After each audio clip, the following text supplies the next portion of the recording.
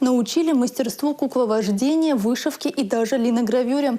Итоги работы на выставке «Россия» сегодня подвели в Министерстве культуры Чувашии. Чем запомнится гостям трехнедельный марафон интерактивов, расскажет мой коллега Дмитрий Ковалев.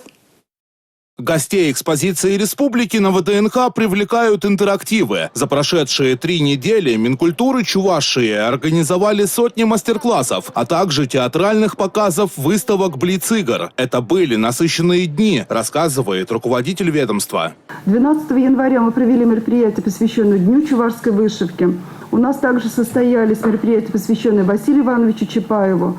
В среднем площадку посетило в эти дни около 15 тысяч человек. Среди посетителей были разыграны сертификаты на посещение Чувашского национального музея и всех его филиалов.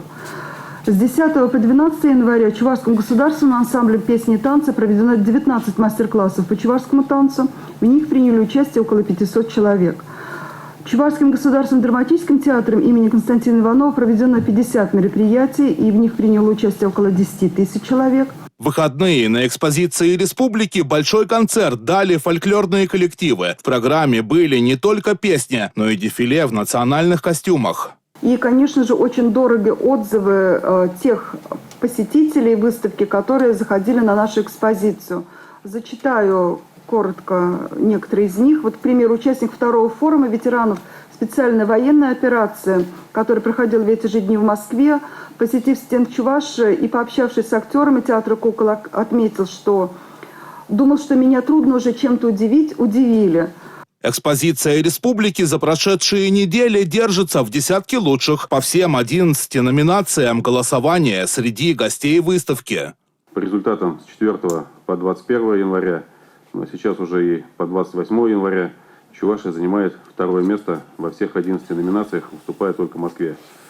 Здесь хотел бы поблагодарить Минздрав, Минобр, Минсельхоз, Минкульт, Минтруд за совместную работу. При такой плотности событий на каждой экспозиции внимание гостей и средств массовой информации можно привлечь только инициативой и оригинальными идеями. И выставка дает такие возможности. Ожидается, что выставка «Россия» продолжит работу и летом. Республика может презентовать потенциал городов и муниципалитетов. Когда пойдет муниципалитеты, здесь, наверное, мы вполне можем наработанную практику, с одной стороны, использовать для того, чтобы более, может быть, глубже показать возможности муниципалитета и с точки зрения туристической привлекательности. Отраслевым министерством, которые ответственны за периоды в рамках запланированной работы, еще раз посмотреть критически на запланированные мероприятия, добавить здесь с точки зрения креативного подхода новых таких скажем, изюминок, с тем, чтобы поддержать достаточно хорошие уровни привлекательности нашего стенда, нашей деятельности.